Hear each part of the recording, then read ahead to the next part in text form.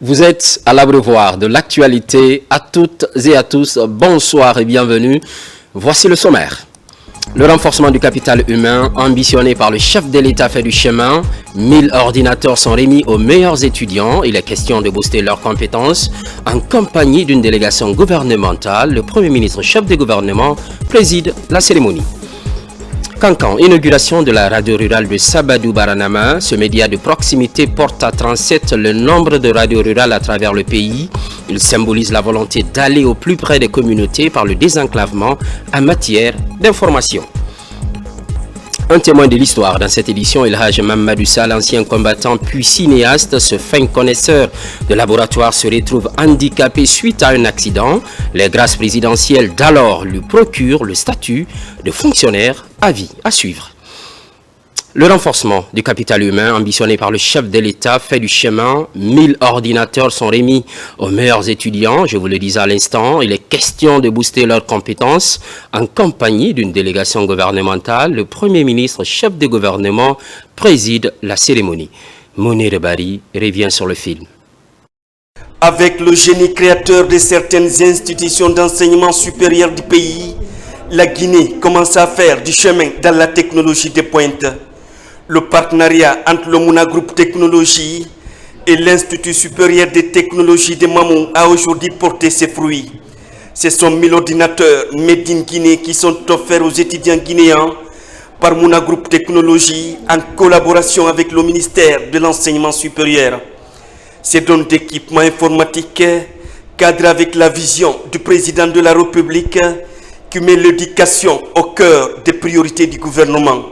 C'est un acte dans le cadre de tout ce qui est de la vision du président de la République, de développer un capital humain capable d'occuper les postes qui seront créés dans le cadre du développement du projet minier, mais surtout, et ça c'est plus important, de placer la Guinée sur orbite en termes de capacité et d'excellence des ressources humaines dans tous les autres domaines de développement. Nous avons décidé de faire ce geste à l'endroit des étudiants méritants, 1000 ordinateurs, mais aussi pour envoyer un signal très fort que quand vous avez un président visionnaire qui crée les conditions de stabilité, vous devez retourner vers la population et dire que vous n'allez plus vous taire sur ce que vous savez.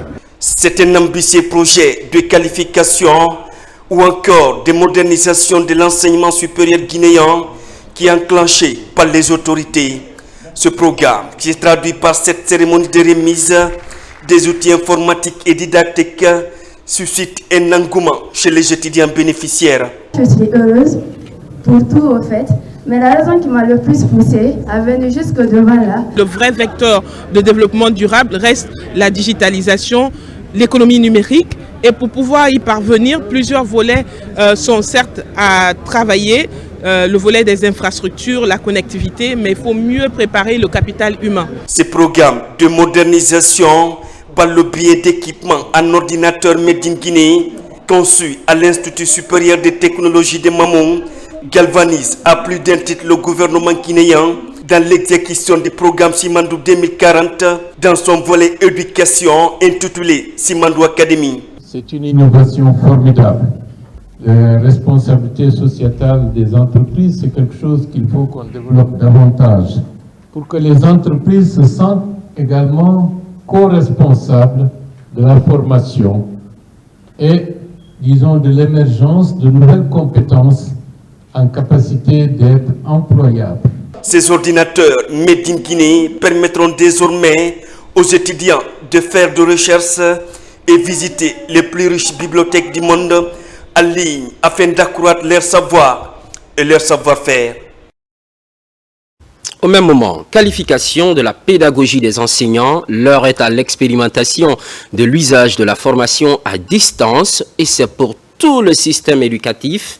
L'ISFAD, institution spécialisée, renforce les capacités des enseignants, une approche en lien avec l'intégration des TIC dans l'éducation. Algasimoba. Ils sont enseignants des cycles primaires et secondaires de l'enseignement scolaire public, de l'enseignement technique, professionnel et universitaire. Ici, ces acteurs s'approprient les outils de la technologie de l'information et de la communication. Une manière de s'adapter à la pédagogie multimédia et à la création des ressources numériques éducatives pour la formation à distance en vue de renforcer la résilience des établissements éducatifs. On a été victime de beaucoup de pandémies mondiales, mais grâce à la formation à distance, nous avons pu ne pas arrêter complètement la formation. Elle se déroulait d'une manière ou d'une autre. Ces séries de formations permettront aux enseignants de pouvoir donner vraiment les cours de façon très efficace, très attendue, nous aidant à aller dans le sens de l'amélioration. Ce projet, qui va toucher plusieurs régions du pays, vise à améliorer le niveau de compétences d'un noyau d'enseignants des 3 sous-secteurs de l'éducation. L'intérêt, c'est de pouvoir hybrider leur formation, c'est-à-dire ajouter du distant ou de la formation en ligne sur la formation présentielle qu'ils sont en train de faire actuellement. Ça va leur permettre de beaucoup plus étendre la classe et les outils là vont leur permettre également de poursuivre, c'est-à-dire continuer la classe, donner des activités que les étudiants pourront faire avant la prochaine séance. À la fin de cette série de formations qui est à sa 3e phase, après Kindia et Boki, le projet permettra à chaque équipe institutionnelle formée d'avoir une tâche principale, la restitution de la formation reçue et la création d'une dynamique pour l'utilisation des outils de formation à distance au sein de son établissement.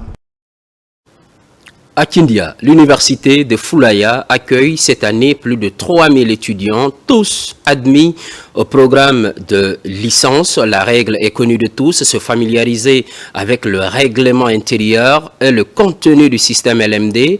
Passage obligé avant d'entamer les cours. Yaya Silla. Le campus universitaire de Kindia, dans sa belle forme de réception des étudiants pour la session 2025.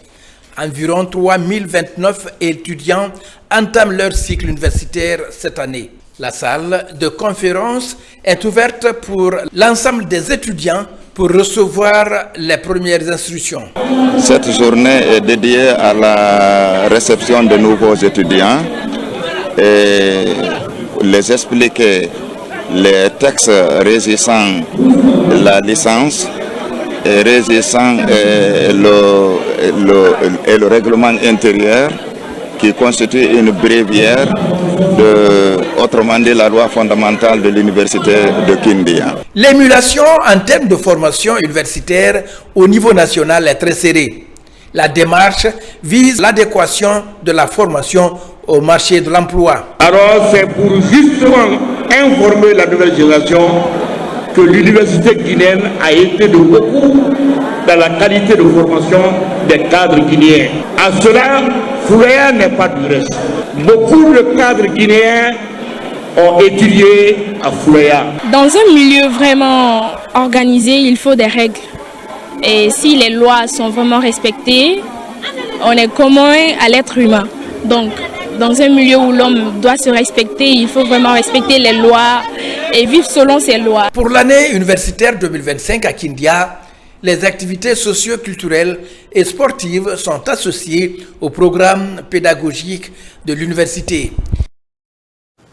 Par ailleurs, Cancan, inauguration de la radio rurale de Sabadou Baranama. Ce média de proximité porte à 37 le nombre de radios rurales à travers le territoire national. Il symbolise la volonté d'aller au plus près des communautés par le désenclavement des zones reculées en matière d'information. Kerno Ousmane Diallo.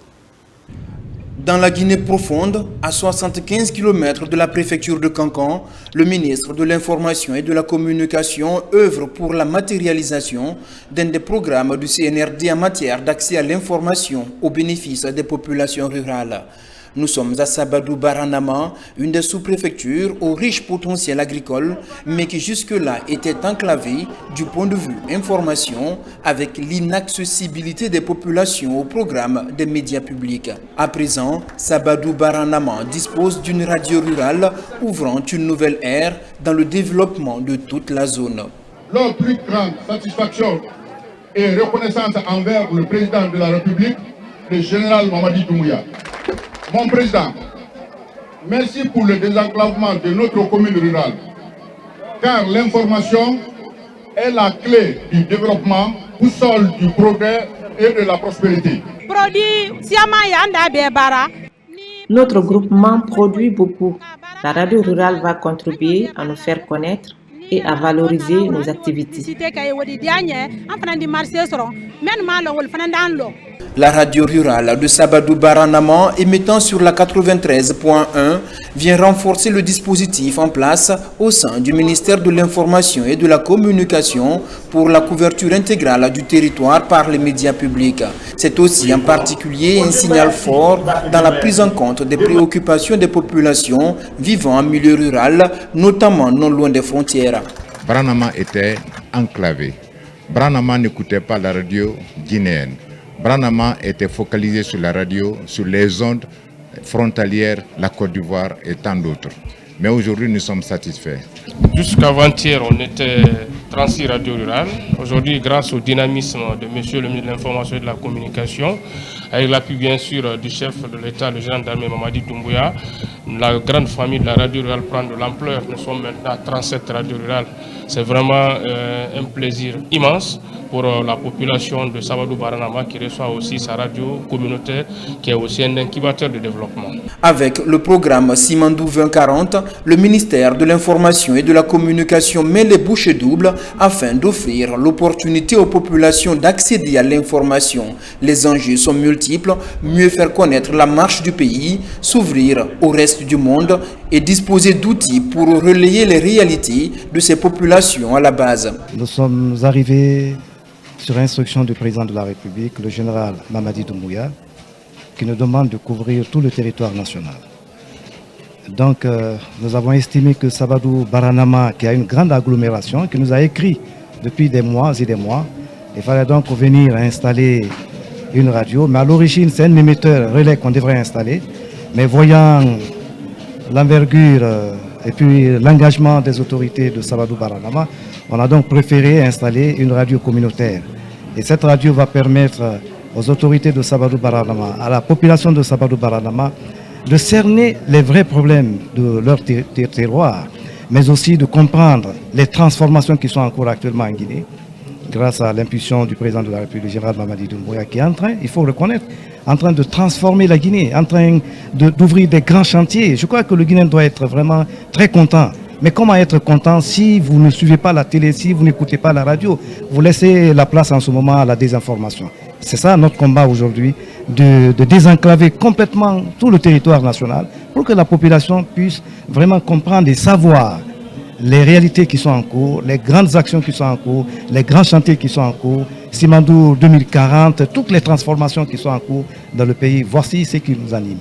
Au cours de son séjour, le ministre de l'Information et de la Communication, Fana Souman, a également rendu visite aux sages de Sabadou Baranama. Il a remis des postes radio aux sages et a partagé la vision du chef de l'État en matière de développement de la Guinée, notamment les zones rurales. La Guinée a un diplomate en Autriche. Le rapprochement entre les deux pays est prometteur. Plusieurs domaines de coopération sont ciblés. Ils ont été évoqués lors de la présentation des lettres de créance au président de l'Autriche. Makemedonzo compte rendu. La Guinée marque une nouvelle étape dans sa politique d'ouverture au monde. L'ambassadeur extraordinaire et plénipotentiaire Luceni Condé remet ses lettres de créance au président autrichien. Un cap important dans la concrétisation des relations politiques et diplomatiques entre les deux pays. La cérémonie est marquée par quelques précisions poignantes sur l'actualité en République de Guinée. Le président de la République fédérale d'Autriche et moi avions échangé sur la situation politique, économique et sociale de la Guinée et aussi les axes de coopération entre la Guinée et l'Autriche. Je lui ai fait comprendre que les nouvelles autorités ont commencé par la mise en place du Conseil national de transition. Il y a une cour qui a été mise en place de répression, et la CRIEF, pour effectivement juger les gens qui ont complètement détourné les biens de l'État. Alors il est question de faire en sorte que ces biens de l'État reviennent dans le portefeuille de l'État. Il y a eu, sur le plan infrastructurel, beaucoup de travaux ont été entrepris notamment la construction des routes, des ponts, des centres de santé, et des écoles. L'Autriche est intéressée par le méga-projet minier. Le diplomate guinéen lui donne d'amples informations sur le programme Simandou 2040 en précisant son ouverture à tous les pays désireux d'y participer. La Guinée est un pays minier et les mines entraînent souvent la dégradation de l'environnement. Et pour cela, on a besoin, vu l'expertise de l'Autriche en matière environnementale, on a besoin de la formation des cadres guinéens dans ce domaine. Aussi dans le domaine des mines, j'ai demandé à ce que les gens puissent s'intéresser au projet Simandou. C'est un projet qui est vaste, c'est l'un des plus grands projets, ou ne pas dire le plus grand projet minier au monde actuellement. Pendant cette présentation des lettres de créance, l'ambassadeur Luseni était porteur d'un message du président général Mamadi Doumbouya exprimant sa volonté d'établir une coopération bilatérale saine et prospère entre Conakry et Vienne. À présent, le contenu de ce communiqué. Le ministère de la Sécurité et de la Protection civile porte à la connaissance de l'ensemble des citoyens guinéens que le délai de correction des anomalies constatées sur les passeports est exceptionnellement prolongé jusqu'au 31 mars 2025. Cette mesure s'applique aussi bien aux Guinéens résidant sur le territoire national qu'à ceux établis à l'étranger. Elle s'inscrit dans le prolongement du communiqué en date de 22 novembre 2024 relatif au passeport biométrique suspendu pour irrégularité. À cet effet, toutes les personnes concernées sont invitées à se rapprocher des centres d'enrôlement en Guinée et à l'étranger, missions diplomatiques et consulaires, afin de procéder aux corrections nécessaires.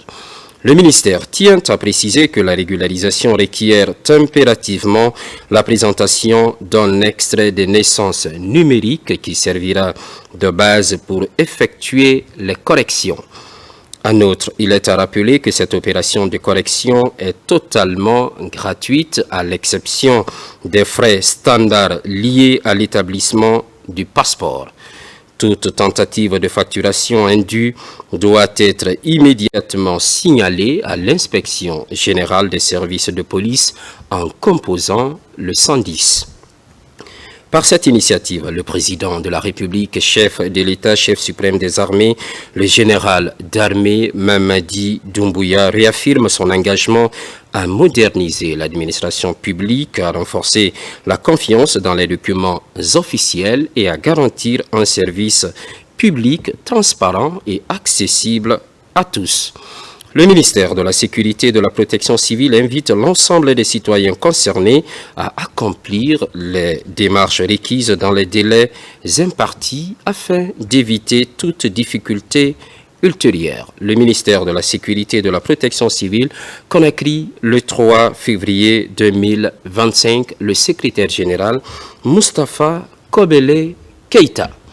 Dans l'actualité, la Guinée, proche de la création de son premier fonds fiduciaire sur la conservation des écosystèmes, le comité de pilotage se retrouve pour faire le point sur l'évolution du processus. À terme, il devra garantir le financement des efforts de conservation sur l'ensemble du territoire. Mamadou Alpha Baldé. La Guinée, pays à fort potentiel minier, entend favoriser un développement entièrement tourné vers la durabilité où la protection des écosystèmes figure en première ligne. Dans cette dynamique, la création d'un fonds fiduciaire pour la conservation en Guinée est en cours. Une note méthodologique est déjà réalisée. Elle est présentée au comité de pilotage du futur fonds. Et nous allons chercher ensemble à valider cette note pour que nous puissions entamer la feuille de route, ce qui va constituer pour nous une feuille de route pour la mise en œuvre de ce fonds fiduciaire qui est d'une importance capitale pour la protection de la biodiversité ainsi que de nos ressources naturelles en République de Guinée. Ce fonds va servir à financer les activités de conservation sur l'ensemble du territoire, plus spécifiquement pour le réseau guinéen des aires protégées. Déjà, plusieurs acteurs comme ceux du secteur minier et la Banque mondiale sont impliqués dans le processus. La mise en place de ce fonds sera une première dans la conservation en Guinée. La nécessité de concilier le développement économique, la prise en compte des hypothèses d'impact liées au changement climatique et la conservation de la biodiversité est plus qu'une nécessité. Il s'agit de la clé de la durabilité pour notre trajectoire économique et voire pour notre existence même. Avec sa richesse écologique exceptionnelle, la Guinée compte bien se donner les moyens de protéger et promouvoir son potentiel avec la participation de tous. Quelques semaines nous séparent du mois saint de Ramadan. La Guinée et ses partenaires s'activent pour soulager le panier de la ménagère. Cette bonne nouvelle, 40 000 tonnes de riz vont être bientôt débarquées, quantité mise à disposition par la société Isat Trading, une coordination du département du commerce. Bakary Bambakonde. À un mois du Ramadan, l'État guinéen et ses partenaires s'apprêtent à alléger le panier de la ménagère. Pour ce faire, 40 000 tonnes de riz sont déjà en route pour Conakry par la société Isat Trading SA. Il s'agit pour elle d'accompagner les autorités guinéennes pour soulager les ménages pendant le mois saint. Ainsi, les responsables de la dite société envisagent l'accès rapide de la population aux 40 000 tonnes de riz à moindre coût sous la tutelle du ministère en charge du commerce et des PME dès leur débarquement.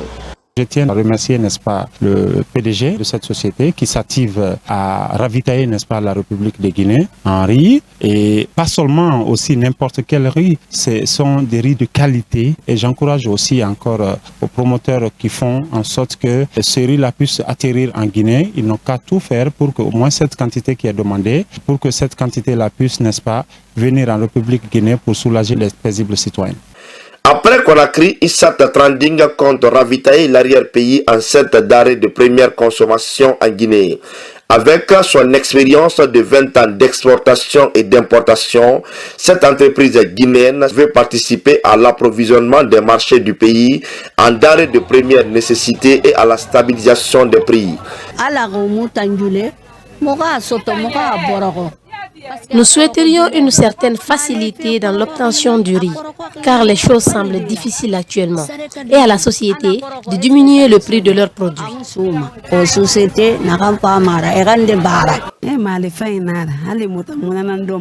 C'est un riz de bonne qualité. C'est ce qui est consommé chez nous. Il attire aussi la clientèle. L'État doit accompagner ce genre d'initiative. L'initiative doit faciliter l'accès de la population au riz pendant le Ramadan prochain et concrétiser la volonté du président de la République, celle d'assurer le bien-être du peuple souverain de Guinée. Au même moment, lutte contre les mouches de fruits, des insectes nuisibles à la filière mangue. Plusieurs kits de traitement sont officiellement remis par le ministre Félix Lama. Ils sont destinés aux producteurs évoluant en province. La dotation de tout le pays n'est pas exclue. Plus de 200 000 kits seront acheminés. Fallait le galop pour plus de détails. C'est une grande avancée dans la lutte contre les mouches de fruits dans les différents verges du pays.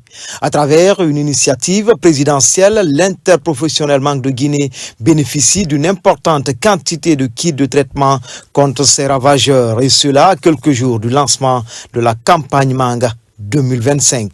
Ce don a une importance capitale dans la survie de la filière mangue. Surtout que le véritable problème de cette filière, c'est l'attaque des mouches de fruits qui réduisent énormément le rendement des plantations de mangue. Alors aujourd'hui, protéger nos vergers, c'est vraiment réduire considérablement la population de mouches, parce que c'est un fléau sous-régional et tous les pays de l'Afrique de l'Ouest ont pris l'engagement de protéger leurs vergers.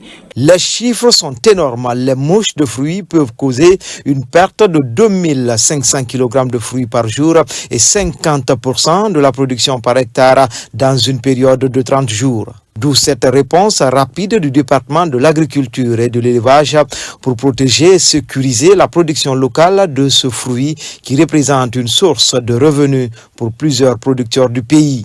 Les mouches de fruits sont des ravageurs qui empêchent la production de se développer et aussi empêche les producteurs à jouir du rendement de leur production, à obtenir les revenus qu'ils souhaitent à travers la production de mangue.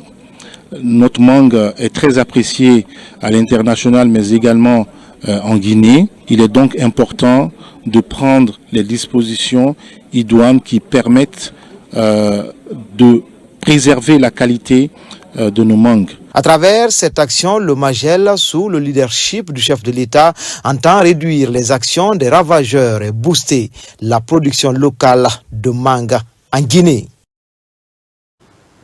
Promotion de l'aviculture, place au tout premier festival sur la caille, un oiseau peu connu du grand public. Les promoteurs de cet animal volant se donnent le plaisir de faire connaître ses avantages. Une exposition a lieu autour de cet oiseau à plumes très rares, une manière de soutenir le secteur des volailles. Djamokaba, explication. À la place des martyrs de Cancan, le chant de l'oiseau migrateur retentit. La caille s'expose au grand public à travers ce premier festival. Un animal à plumes très rare, on le surnomme le voyageur au long cours. Dans les champs, la caille a tendance à disparaître. Pour les éleveurs, c'est le moment de vendre, mais aussi partager leur passion. Cet événement est la preuve éloquente que nous, coalition, sommes engagés à soutenir, à accompagner toutes les belles initiatives orientées pour le développement de Cancan. Il offre l'opportunité à ces éleveurs d'afficher les atouts que regorge le secteur de l'élevage à travers ces différentes expositions des produits locaux. Ce petit oiseau migrateur d'environ 15 cm de long pèse entre 200 à 300 grammes. À l'âge de 6 semaines, une caille peut pondre des œufs. Pour les coturniculteurs, sa consommation et sa production ont des avantages à encourager. La caille est à la fois source de protéines de qualité et de revenus pour de nombreuses familles. Elle mérite d'être mise à la lumière. En prouvant l'élevage de la caille, nous renforçons non seulement notre sécurité alimentaire, mais aussi nous contribuons à la création d'emplois. La caille et ses œufs traitent beaucoup de maladies comme entre autres l'hypertension, le diabète, l'obésité, le rhumatisme. Le sélénium et la riboflavine sont des nutriments importants qui aident notre corps à décomposer les aliments. Ce premier festival de la caille est une initiative de l'Association des éleveurs de Cancan, en collaboration avec la coalition des jeunes de Nabaya. Le partenariat est un appui au secteur de volaille pour répondre aux enjeux de souveraineté alimentaire. L'élevage productiviste, un engagement relancé pour poursuivre des avancées. Et puis, ce possible partenariat gagnant-gagnant entre l'électricité de Guinée et une société turque spécialisée dans la fabrication des matériels électriques. Il s'agit de Mexan Transformer qui excelle mondialement dans la fabrication des transformateurs. Son président-directeur général était récemment à Conakry. Il a eu des entretiens avec le directeur général DDG. Quintessence avec Nabi Kamara. Pour la modernisation de ces infrastructures de production, de stockage et de distribution de l'énergie électrique, EDG est actuellement à la recherche des partenaires techniques et financiers fiables. La semaine dernière, son directeur général a reçu le PDG de Mexan Transformer, une entreprise turque dans ce sens. Justement, pour garantir un réseau électrique capable de répondre aux besoins d'industrialisation et d'urbanisation de notre pays, le directeur général de EDG, au cours de l'entretien qu'il a eu avec son hôte, a orienté les discussions vers la fourniture des transformateurs de dernière génération pour améliorer l'efficacité de son entreprise dans le dépannage, réduire sa dépendance extérieure et bâtir une usine de montage en Guinée. Ce qui, pour le directeur général de l'EDG, ferait de la Guinée une actrice industrielle majeure de l'énergie en Afrique de l'Ouest. Le PDG de Mexan Transformer, la plus grosse entreprise mondiale de fabrication des transformateurs, a bouclé sa rencontre avec les autorités de l'EDG par la visite des installations de la centrale de Kaloum. Un peu plus loin, à Zali, rénovation et extension des installations de la SEG. Pour finaliser les travaux, une équipe gouvernementale est sur le terrain. La mission évalue le niveau d'exécution du chantier inscrit au compte du 55e anniversaire de l'indépendance de la Guinée. C'est le conseiller du Premier ministre qui conduit la mission. Lansé Kamisoko est sur place. C'est une mission d'évaluation des travaux de rénovation et d'extension des installations de la Société des eaux de Guinée dans la préfecture de Zérékoré. Sur le site de Yalenzou, alimentant la commune urbaine et environ, la mission mixte de la primature et des départements impliqués dans la réalisation de ces travaux vient toucher du doigt les réalités du terrain. Pour répondre aux attentes de la population et donner de l'eau potable en quantité et de qualité suffisante, l'État a décidé d'achever ces travaux. Donc pour les achever, l'idée d'amener toutes les parties prenantes sur le terrain, faire une évaluation collective et inclusive, ressortir ce qui a été réalisé et ce qui manque à être réalisé pour pouvoir achever ceci. S'inscrivant au compte des chantiers du 55e anniversaire de l'indépendance de notre pays, d'autres besoins s'ajoutent aujourd'hui aux travaux préalablement prévus dans ce contrat. Sur l'ensemble des travaux à réaliser, seul le seuil a été relevé. Donc la protection des berges reste à faire, le curage du barrage reste à faire. Du 55e anniversaire vers le 107e anniversaire auquel on s'achemine, il y a d'autres besoins qui se sont rajoutés. Donc à entendre les exploitants, il se trouve aujourd'hui nécessaire de réhabiliter le dégrilleur qui est là, qui permet à l'eau d'arriver au niveau de la chambre de prise, et également de décolmater les deux conduites de diamètre 300 qui acheminent l'eau brute vers le décanteur. Engagé dans la mise en œuvre de la volonté du chef de l'État en matière de la santé et du bien-être, consigné dans le volet 5 du projet Ciment de 2040, la Société des eaux de Guinée compte résoudre définitivement la problématique de l'eau potable dans la capitale forestière. Nous sommes enquéris de l'ensemble de la situation. Moi, je vais remonter tout ça à son Excellence, Monsieur le Premier ministre, qui mettra à disposition l'ensemble des moyens nécessaires à travers une réunion interministérielle où le rapport sera adressé, et à l'issue de cela, les dispositions seront prises pour accompagner la direction générale de la SEG. Dans la démarche de cette résolution définitive de la problématique de l'eau potable en Zérékoré, plus de 46 km du réseau de distribution sont déjà réalisés dans la capitale forestière. On reste en Zérékoré pour cette belle opportunité offerte aux collectivités. Les cadres locaux apprennent la gestion électronique des documents et la comptabilité simplifiée, un appui de l'ANAFIC pour garantir le bon fonctionnement des services publics. Mohamed Salioupaï, correspondance.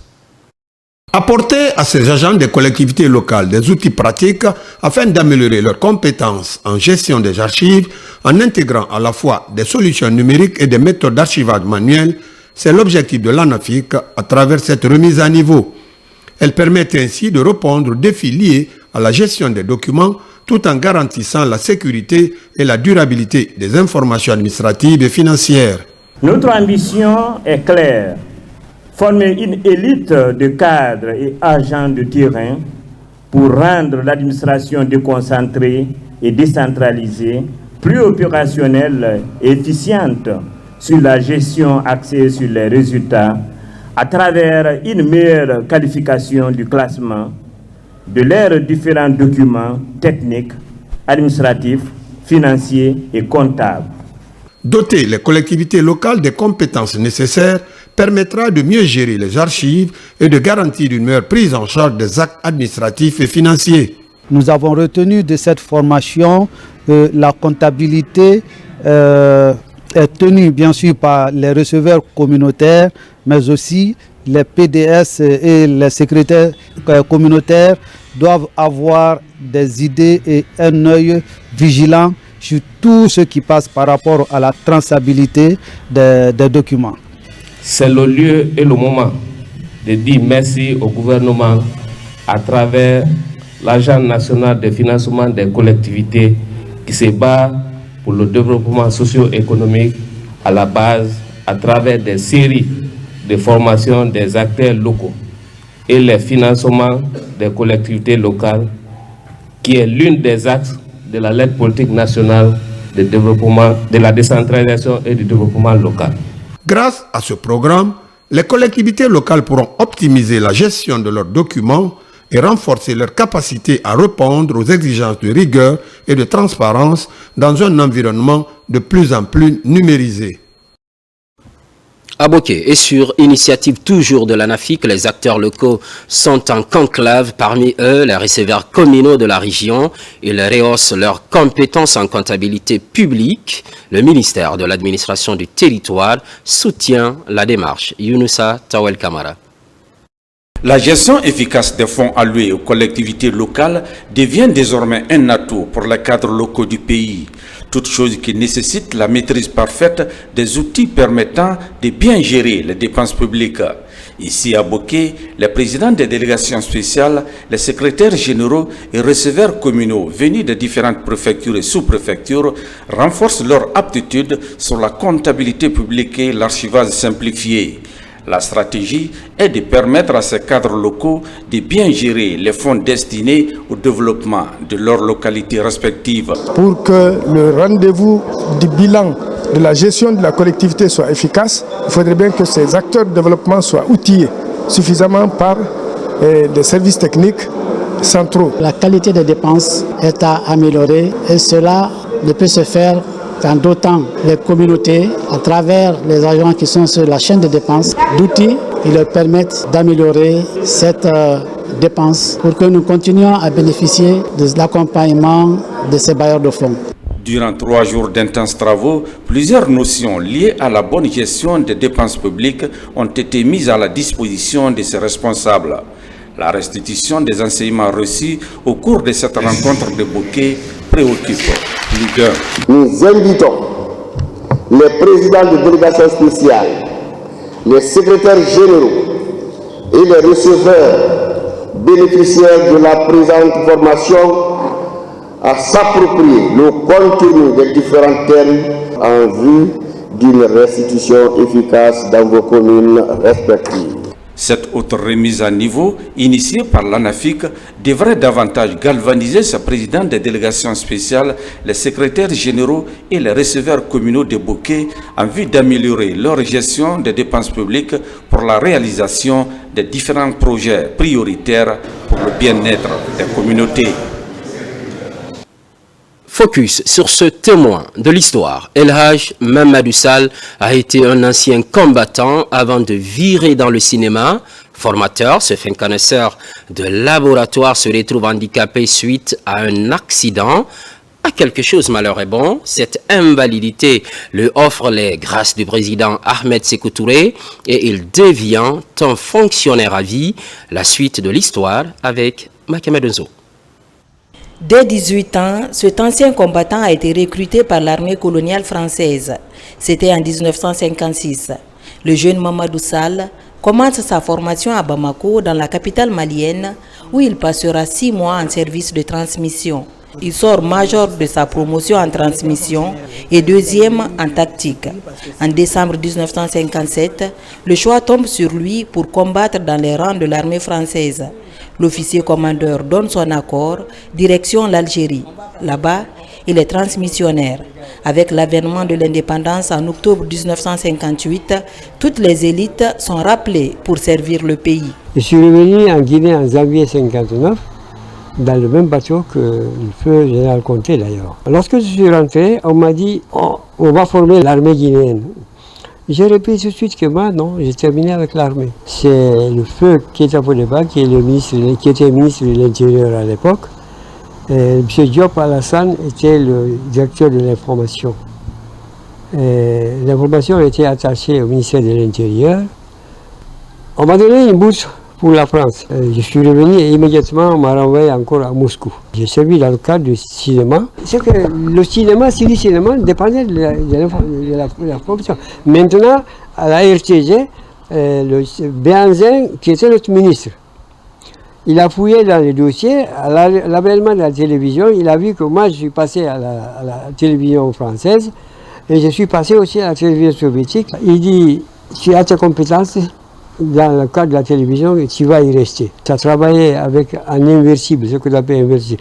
La pellicule avec laquelle tu as tourné, qui est en même temps développé en positif, c'est ce qui projette, ce qu'on appelle inversible.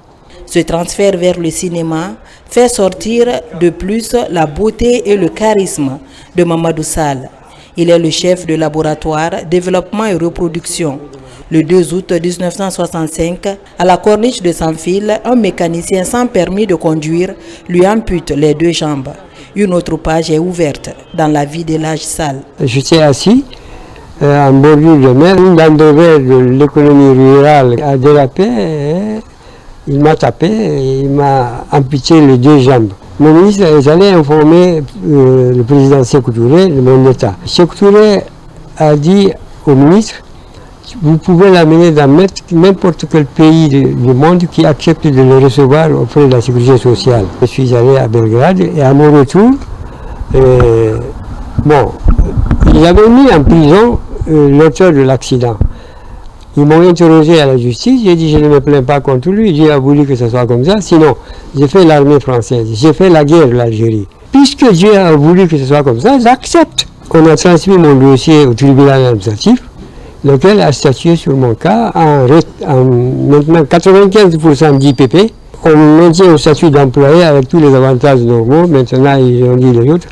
Supporter les frais alliés à mon accident, et ça a été signé, adopté par le tribunal administratif. Depuis ce jour jusqu'en 2023, Elhadji Mamadou Sall a pu maintenir son statut de fonctionnaire à vie, mais depuis près d'1 an, ce serviteur de la République n'a pas accès à son salaire. Maintenant, la date limite prévue pour le renouvellement de mes prothèses, j'ai exprimé le désir, il me dit non, je ne peux pas avoir parce que le ministre de la fonction publique a pris une décision, un arrêté dans lequel il m'a mis à la retraite. J'ai écrit avec tous les documents. Il y a eu 5 ministres de la fonction publique qui ont rectifié ma mise à la retraite. Celui-là, il n'a pas rectifié. Maintenant, je suis à la retraite. Et alors que l'arrêt du tribunal stipule que je suis un fonctionnaire à vie. Né en 1938 à Popodara, à 17 km de la préfecture de l'Abbé, Mamadou Sall change ses prothèses tous les 2 ans comme l'a si bien exigé son médecin traitant. Père de 7 enfants, Elhadji Sall cherche toujours des portes d'entrée avec les documents légaux pour la rectification de sa mise à la retraite. Grâce présidentielle, mais surtout grâce divine. Il existe désormais à Kankan un siège régional pour regrouper les mouvements de soutien. Son nom, Fédération nationale et investisseurs de Guinée. C'est pour mieux expliquer les acquis du CNRD sur le terrain. Plus de 300 associations se donnent les mains en s'alignant derrière le général Mamadi Doumbouya. Djamokaba. À Kankan, le quartier Farako accueille désormais un nouveau siège régional de la Fédération nationale des investisseurs de Guinée. À la tête du mouvement, la société Amana. Ces différentes corporations unissent leurs forces pour lancer officiellement des campagnes d'information sur les acquis de la refondation de l'État. Au total, elles sont 365 associations mobilisées pour soutenir le chef de l'État, général Mamadi Doumbouya. Ce nouveau siège régional appartient à tout le monde. Nous avons un objectif commun. Il s'agit de soutenir le général Mamadi Doumbouya pour inciter d'autres à adhérer au projet pour célébrer à tout moment les acquis du CNRD. Des groupes de sensibilisation sont déjà formés dans les quartiers Franco 1 et 2 qui nous abritent et seront élargis au niveau de tous les quartiers de la ville de Kankan.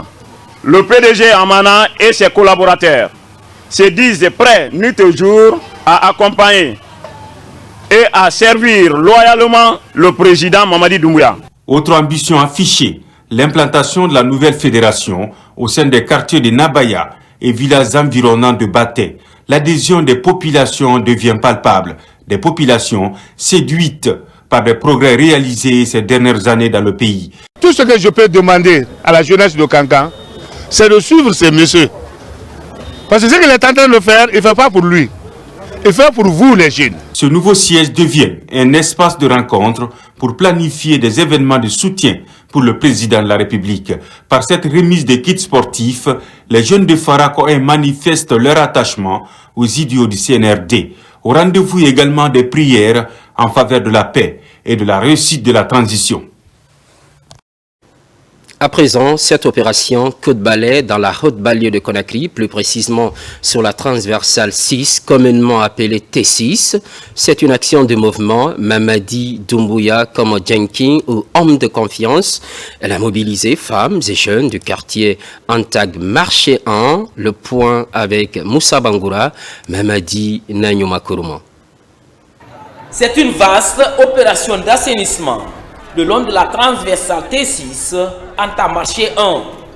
Jeunes, femmes et responsables locaux sont tous mobilisés pour rendre propre leur quartier, suivant les consignes données par les autorités. Nous sommes sortis aujourd'hui pour répondre à l'appel du gouvernement et aussi de notre général, pour enfin montrer à tout le monde que le général est à soutenir. Toute personne qui prend soin de l'environnement, prend soin aussi de ses citoyens. Parce que si vous entendez d'abord des projets, il faut d'abord la santé. Donc faire comprendre aussi aux autres qu'on ne doit pas jeter les ordures, que nous devons chercher des poubelles ou mettre les ordures afin de protéger notre santé. Nous ne pouvons que remercier Madame pour l'initiative. Je remercie les femmes, les jeunes qui se sont mobilisés massivement pour venir assainir notre quartier. L'idéal est de lutter contre l'insalubrité dans les quartiers en vue d'éviter des maladies liées aux ordures. On s'est mobilisé pour rendre notre quartier propre en vue d'éviter des maladies. Avec ce coup de balai, nous réaffirmons notre engagement à accompagner les actions entreprises par le général président. Général Mamadi Doumbouya, dans ces assainissements-là, parce qu'il travaille très bien. Nous aussi, on va rester derrière Général Mamadi Doumbouya. Ce coup de balai est initié par le mouvement Mamadi Doumbouya comme Guiké, en collaboration avec les citoyens de Kobaya et Anta Marché 1. En plus de l'assainissement, ce mouvement s'implique aussi dans la sensibilisation des jeunes à la non-violence. Assainissement piloté par le mouvement Mamadi Doumbouya comme Djiké ou homme de confiance. Humanitaire à présent, des vivres et des non-vivres ainsi que des lunettes solaires pour le foyer des enfants albinos de Sangoya, une main généreuse de Lions Club, Kakilambe et Kenkeliba Conakry. Il s'agit pour les donateurs de les mettre à l'abri des facteurs détruisant leur peau, mais surtout d'encourager la scolarisation de ces enfants vulnérables. Kerno Maroufba pour plus de détails. Engagé au service des communautés, le Lions Club Kakilambe, en synergie avec Conakry Kenkeliba, apporte son soutien au foyer des albinos situé à Sangoya. Dans ce foyer, plusieurs jeunes atteints d'albinisme sont recueillis afin d'assurer leur éducation. Cette action humanitaire en faveur de ces enfants vient redonner un sourire à ces pensionnaires. Je suis très reconnaissant envers eux par le don qu'ils nous ont fait. Et ils nous ont montré qu'ils nous aiment et nous aussi nous les aimons. Vous savez, c'est pas tout le monde qui le fait. Ceux qui ont la gentillesse de le faire, nous devons les remercier. Je leur dis merci. Ce geste de ces deux clubs est composé d'habits, de vivres et de lunettes. Accompagner les albinos et la vision du Lions Club Kakilambe. Les albinos représentent pour nous notre œuvre majeure. C'est la cause principale que nous servons. Donc chaque année, nous intervenons au niveau des personnes atteintes d'albinisme pour faire des œuvres, pour faire en sorte qu'on puisse les supporter. Nous sommes très présents en Guinée, nous menons beaucoup de projets et le projet vers les albinos est un projet majeur pour nous et chaque année, nous intervenons de manière efficace. Notre mission, c'est de servir et servir partout où il y a un besoin. Donc nous sommes heureux d'être ici ce matin pour vous dire qu'on est ensemble, qu'on souhaiterait continuer à vous appuyer puisque c'est l'œuvre majeure d'un club de la cité et nous sommes tous présents ici ce matin pour vous dire que nous sommes ensemble, nous sommes avec vous. Au-delà des vivres et non-vivres pour ces jeunes albinos issus de la Confédération nationale des albinos de Guinée, un chèque de 15 millions de francs guinéens a été remis aux responsables du centre pour assurer la scolarité des enfants. Un mot de cohésion sociale à présent. Le Saint-Coran est mis à contribution. Il est lu à plusieurs reprises. Des prières également sont dites pour la promotion de la concorde nationale. La cérémonie s'est tenue à Yimbaya, une organisation de la structure Action pour la défense des acquis de la République. Mikini Moussa Kamara, Labilay Kamara. Yimbaya Taneri, théâtre d'une importante cérémonie de prière. Une idée de l'ONG Action pour la défense des acquis de la République. Une structure qui attache du prix à la quiétude des Guinéens. L'objectif de cette lecture du Saint-Coran, c'est pour demander au Tout-Puissant Allah de bénir notre pays pour la paix, la culture sociale, que les Guinéens soient unis dans la paix. Nous remercions Monsieur le Président pour ce qu'il fait pour la Guinée. Depuis plusieurs mois, les mouvements, les associations, les ONG qui soutiennent les acquis et les idéaux du président de la République se multiplient. Et ça veut dire que le travail abattu sur le terrain est un travail visible et un travail concret. Donc nous sommes là ce soir pour la lecture du Saint-Coran de cette grande ONG. Le noble Coran est lu dans le but de stimuler la croissance économique. Les autorités municipales de Matoto encouragent la démarche. Ces lectures du Coran que nous avons souvent fait ici, que nous avons assisté parfois dans des mosquées ou dans des cérémonies, moi je crois que c'est ce qui surtout a contribué à nous rapprocher davantage les uns des autres, à le vivre ensemble. Cette activité spirituelle intervient dans un contexte de lancement des activités de la structure. Ses principales missions résident dans la défense des acquis de la République et de promouvoir la concorde nationale. C'était l'actualité de la Guinée, notre paradis, terre de richesse et d'innovation, constante fidélité à toutes et à tous. Les programmes se poursuivent, l'actualité évolue. À très vite.